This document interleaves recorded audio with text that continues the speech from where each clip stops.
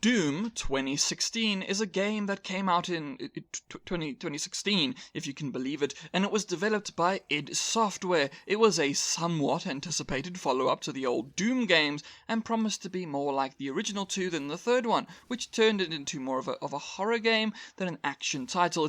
It's brutal, bloody, and has a lot of ripping and tearing, which is rather on brand. Now, before we start looking at it properly, let's talk about it a wee bit. The game is a first-person shooter that has you waking up in a lab where demons have decided to visit, and it's up to you to murder your way through all of them. You grab your armor, your weapons, and you start wrecking shit up. You go from the lab to hell itself and kill as many demons as you can. It's a visceral experience and one definitely worth having if you have any interest in action-packed games that have a story but don't really care about them.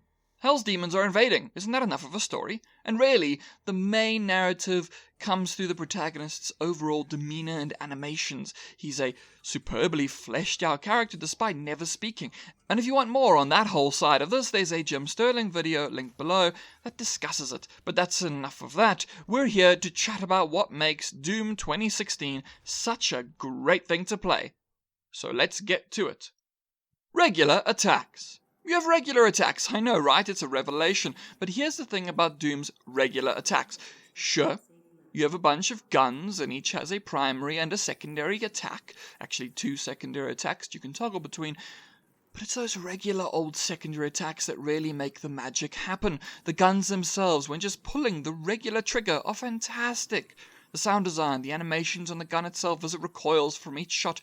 Many primary attacks are simply superb on their own. For instance, the super shotgun doesn't even have a secondary attack because its primary attack is such a kick that it blows enemies away. But the chain gun, the plasma rifle, Gauss cannon, they all have these spectacular primary attacks, but you really need to use the secondary fire for them to shine.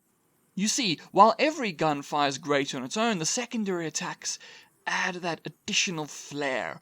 Want to fire down a hailstorm of bullets with a machine gun? Go ahead. But would you also like that same machine gun to pop out a couple missiles? Want to shoot one rocket with the rocket launcher? Or would you like to lock on and fire off all 3 at once? And each of these pops off with flair and destruction. And when you're close to an enemy and you shoot off the right thing, the bloody mess that you leave in your way, because all you need is feedback that you are the badass of the story. And all that just pushes you towards entering the zone. But we'll get back to that. Special attacks. However, those primary and secondary attacks are only the beginning. They're the main thing you'll use for most of the game, but often enough you get to use some other things. Let's just start with the least interesting one.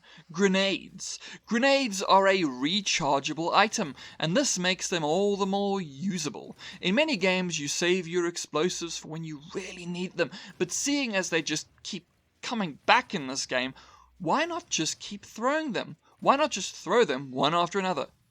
But that's the least interesting thing here, because there are 2 systems in this game that work in tandem with each other, the glory kills and the chainsaw. When an enemy is weakened, you have the opportunity to perform a glory kill on them. And that is a prompt that sees you ripping the enemy apart with your bare hands. Maybe you pull off their leg and beat them with it, maybe you rip out their heart and stuff it in their mouth, who knows? But what you do know is that for every glory kill you commit, you get health, and that makes you more aggressive. Sure, I'm getting shot to hell, but if I can just get up close, I can get some of that health back. It puts you in the zone. The flow begins.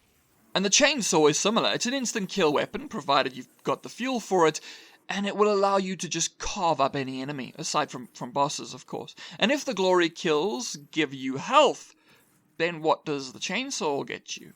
Well, it gives you ammo. So, when you're in a bind and you have no bullets left, just rush in there and cut them up, all of which adds to the flow, getting you to bounce from one enemy to the next. Lastly, the BFG. This thing just decimates any room you're in and kills mostly anything. It's a good palate cleanser. Dodging. Lastly, you need to move. You need to keep moving around. You need to dodge this way and that. You need to watch out for your enemies, because once you become attuned to them and how each of them attacks and moves, then you enter into the perfect Zen state. Then you start dancing. The melee enemies rush at you, and you learn to watch out for them, and you learn to hop aside and strike them from behind. But if it isn't a melee enemy, then maybe it's an imp throwing a fireball at you, and those projectiles can be dodged. In fact, nothing seems to hit you unless you're careless. If you get hit, it's your own fault. The projectiles follow a specific pattern. Follow that, and you'll dodge them all. The same with the few enemies who shoot lasers or rockets.